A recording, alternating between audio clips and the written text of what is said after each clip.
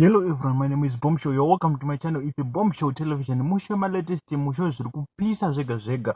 Kana uri munyowa, don't forget to subscribe to our channel. It's a Bombshow television. Nhasi ndauya ne good news. Kana une business raunoita, imborisa mu comment section unoona kuwana nonechi ne customer kana munhu anozvida. Kana une business raunoita ingoriudza mu comment section unoona kusanganochi nemhene. Tiri kuadvertise mahara, tine ka promotion sezvo takapinda 7,000 ma subscribers. Guys, ndokubigai makapenga. Ndimi munoita tirambe tichiendera kumberi tichaga ma latest. So ndisinganyanyi kupedza nguva, kana uri munyowa ndinokuchingamidza nemufaro. Don't forget to subscribe to our channel. Ndisinganyanyi kupedza nguva, let's get into today's story, and don't forget to advertise your business with us. Number munozowana pa description ye channel kana kuti ndichadzisa mu comment section. Saka rega tipinde munyaya yanhasi.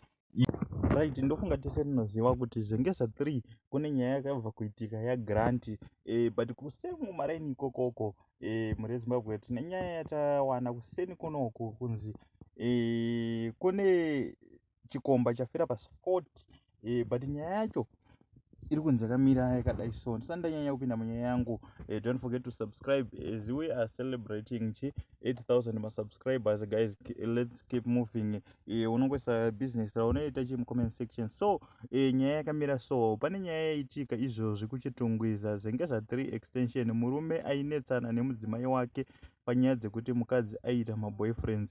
Zvino murume anyepera mukadzi kuti ndiri kuenda kuBeit Bridge nebasa. Mukadzi ndokudeedza Chikomba.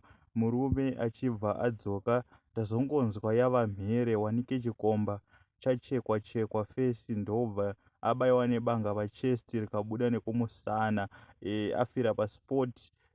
Mukadzi atiza nekwake, murume atiza nekwake. Right, ndo nyaya yaitika futi Kumaraini KwaGrant. I think zengeza 3 kutotange yapinda mhepo, guys. So ndo nyaya yandauya nayo. What do you think? What do you have to say in the comment section? The voice is now yours. Tinenge tichingokupai ma latest, tichingokupai nyaya dzekuita dzekupisa. Don't forget to advertise your business with us. Number unodziona pa description ya channel.